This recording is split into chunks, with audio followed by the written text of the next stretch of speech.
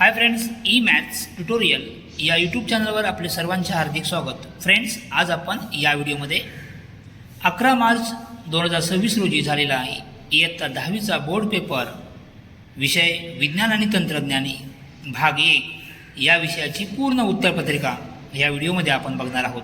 तुम्ही जर या चॅनलवर नवीन असाल किंवा चॅनल सबस्क्राईब केलं नसेल तर चॅनल सबस्क्राईब करा, तसेच लाईक करा. विद्यार्थी मित्रांनो, प्रश्न पहिला अ. पृथ्वीच्या वस्तूचा पृथ्वीवरील मुक्तिवेग पर्याय क बरोबर आहे वर्गमुळात 2gm/r. दुसरा आहे, आधुनिक आवर्त सारणीत अधातू टिंबटिंब खंडात असतात तर पी खंडात असतात. एका तारेचा रोध 100 ओहम आहे. एका तारेतून 1 अँपियर विद्युतधारा 10 सेकंद प्रवाहित केल्यास निर्माण झालेली उष्णता उत्तरे ड 1000 जूल. आणि चौथा, हिऱ्याचा अपवर्तनांक 2.42 म्हणजे पर्याय अ बरोबर आहे. निरोगी माने डोळ्याचे सुस्पष्ट दृष्टीचे लघुत्तम अंतर डॅश आहे 25 सेमी, पर्याय क बरोबर आहे. गटात न बसणारा शब्द प्रश्न ब 5 मार्क्ससाठी. त्यातला पहिला, गटात न बसणारे घटक लिहा तर या बर्फाचे पाण्यात रूपांतर होणे बाकी सर्व रासायनिक अभिक्रिया आहे आणि बर्फाचे पाण्यात रूपांतर होणे ही भौतिक अभिक्रिया आहे. दुसरा, पहिला सहसंबंध विचारात घेऊन दुसरा सहसंबंध पूर्ण करा. वस्तुमान किलोग्राममध्ये मोजतात तर वजन न्यूटनमध्ये मोजतात. चूक की बरोबर ते सांगा. पाण्याचे आकारमान 4 अंशला सर्वात जास्त असते तर उदाहरण चूक आहे, सर्वात कमी असतं. थर्मामीटरचा उपयोग काय आहे, तापमान मोजणे. प्रकाशाच्या अपस्करणात जांभळ्या किरणाची तरंगलांबी किती असते तर 400 नॅनोमीटर. शास्त्रीय कारणे द्या. त्यातील पहिलं, ध्रुवीय प्रदेशाच्या अभ्यासासाठी भूस्थिर उपग्रह उपयोग पडत नाही. याचं उत्तर पूर्ण वाचून घ्या एकदा. हा प्रश्न जुलै 19ला सुद्धा आलेला होता. ओके, याचं उत्तर स्क्रीनवर दिसतंय, ते तुम्ही पूर्ण वाचायचं आहे. नेक्स्ट, दुसरा प्रश्न, वनस्पती जन्य तेलापासून वनस्पती तूप बनवताना निकेल हा उत्प्रेरक वापरतात. याचं कारण आहे. उत्तर स्क्रीनवर दिसत आहे, ते पूर्ण वाचायचं आहे. Okay, next. तिसरं, गणामध्ये वरून खाली जाताना अणुत्रिज्या वाढत जाते. याचं उत्तर आहे. उत्तर व्यवस्थित वाचायचं आहे. प्रश्न दुसरा ब, खालीलपैकी कोणतेही 3 प्रश्न सोडवा. 2 मार्क्सचे प्रश्न आहेत. संमिश्रे म्हणजे काय, त्यांची 2 उदाहरणे लिहा. तर व्याख्या या प्रकारे आपल्याला लिहिता येईल. 2 किंवा अधिक धातू किंवा अधातू आणि धातू यांचे एकजिन्सी मिश्रण म्हणजे संमिश्रे. उदाहरणे अनेक आहेत, त्यापैकी 2 उदाहरणे आपण लिहू शकतो, पितळ, पोलाद. ओके, नाही, फरक स्पष्ट करा. ऑक्सिडीकरण, क्षपण हे रासायनिक अभिक्रिया या प्रकरणामध्ये आहे. 2 व्याख्या लिहायच्यात आणि त्यांची अभिक्रिया लिहायच्या आहेत. बेन्झिनचे रेणुसूत्र लिहा आणि रचनासूत्र. बेन्झिनचे रेणुसूत्र C6H6 आणि रचनासूत्र या प्रकारे तुम्ही लिहू शकता. C किती आहेत, 6 आहेत आणि H पण किती आहेत, 6 आहेत. ओके, नेक्स्ट, विजेचा टंगस्टन दिवा परिपथात बसवलेला आहे. उदाहरण पुस्तकातलं जशास तसं विचारलेलं आहे, सोडवून दिलेलं पुस्तकातलं उदाहरण. ओके, उत्तर तुम्ही या प्रकारे काढू शकता. किती खर्च युनिट येईल तर 0.99 युनिट. ओके, पुस्तकात सोडवून दिलेलं उदाहरण आहे, तुम्ही ते बघू शकता. ओके, नेक्स्ट, इंद्रधनुष्य हे प्रकाशाचे अपस्करण, अपवर्तन, आंतरिक परावर्तन या 3ही नैसर्गिक घटनांचे एकत्रीकरण आहे. हे विधान स्पष्ट करा. याचं उत्तर बघा.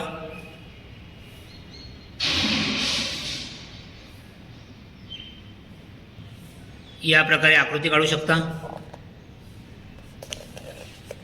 आणि त्यानंतर या प्रकारे आणखी उत्तर तुम्हाला लिहायचं आहे.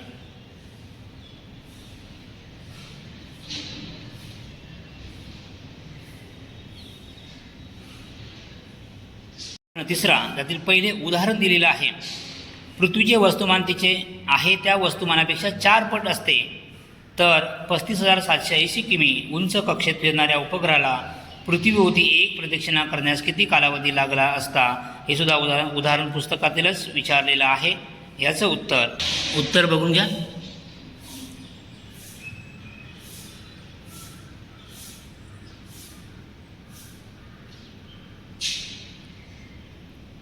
किती कालावधी लागला असता? 11 तास 57 मिनिटे आणि 10 सेकंद किंवा 11.95 तास. ओके. नेक्स्ट दुसरे आहे, या आकृतीचे निरीक्षण करून खालील प्रश्नांची उत्तर लिहा. कोणता वायू तयार होतो? Carbon dioxide. चुन्याच्या निवळीच्या रंगात काय बदल होतो? तर चुन्याच्या निवळी जी असते ती दुधाळ बनते आणि समीकरण या प्रकारे आपल्याला लिहिता येईल. ओके. उतारेचं वाचन करायचं आहे आणि प्रश्न उत्तरं लिहायचे आहे. उष्णता स्थानांतर कुठून कुठे जाते? तर उष्ण वस्तूकडून थंड वस्तूकडे. तर कोणतं तत्व आहे? ते उष्णता विनिमयाचे तत्व. हे तत्व थोडक्यात सांगता येईल. उष्णता विनिमयाचे तत्व. ओके. वाचायचं आहे आणि तुम्ही काय लिहिलं ते बघा, एकदा चेक करा. नेक्स्ट 5 विद्युत चलित्राची सुबक आकृती काढायची आहे. सर्वांनी काढलेली असेल. स्क्रीनवर तुम्हाला आकृती दिसेल. नेक्स्ट 5वा NaOH अधिक H2SO4, Na2SO4 आणि H2. हे सोपं आहे, सर्वात सोपं. फक्त संख्या मोजायच्या होत्या. तुम्ही काय लिहिलं ते बघा. संतुलित आहे का विचारलं तर संतुलित नाही, कारण का हायड्रोजनच्या बघा 4 आणि 2 आहेत, ऑक्सिजन 6 आणि 5 समान नाहीत, म्हणजे समीकरण संतुलित नाही. खालील वर्णनावरून मूलद्रव्यांची नावे लिहा. दुसऱ्या तिसऱ्या आवर्तनामधील धातू सदृश्य बोरॉन सिलिकॉन, तिसऱ्या आवर्तनामधील अधातू फॉस्फरस सल्फर क्लोरीन आर्गॉन, 4 संयुज असलेले मूलद्रव्य कार्बन आणि सिलिकॉन.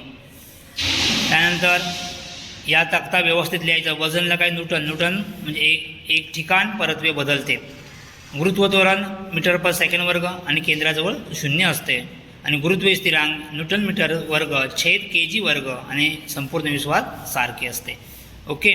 नेक्स्ट मृगजल म्हणजे काय? कोणत्या परिस्थितीत मृगजल दिसते? तसेच अशाच प्रकारचे एक उदाहरण लिहा असं सांगितलेलं आहे. प्रकाशाच्या बदलत्या अपवर्तनामुळे उन्हाळ्यात दूरवरील वस्तूकडून येणारे प्रकाशकिरण वस्तूच्या जमिनीवर असलेल्या प्रतिमेकडून आल्यासारखे भासतात. यालाच मृगजल असे म्हणतात. पुढे कोणत्या परिस्थितीमध्ये मृगजल दिसते? ते उत्तर बघा.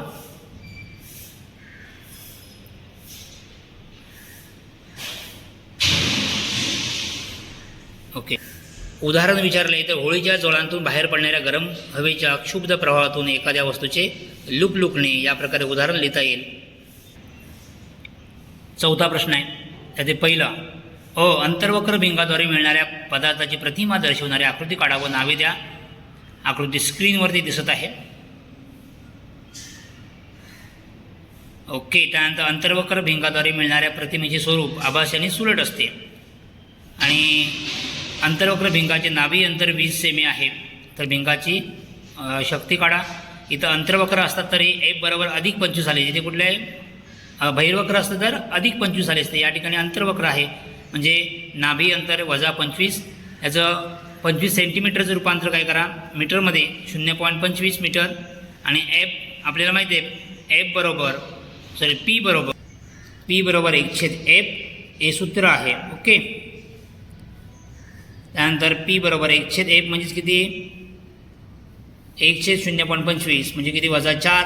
D म्हणजे डायोप्टर म्हणजे किती शक्ती येईल? वजा 4 डायोप्टर. ओके. नेक्स्ट ॲल्युमिनियमच्या निष्कर्षणाच्या ते मुख्य पायऱ्या या पुस्तकात दिल्या आहेत. पायऱ्या दिल्या आहेत.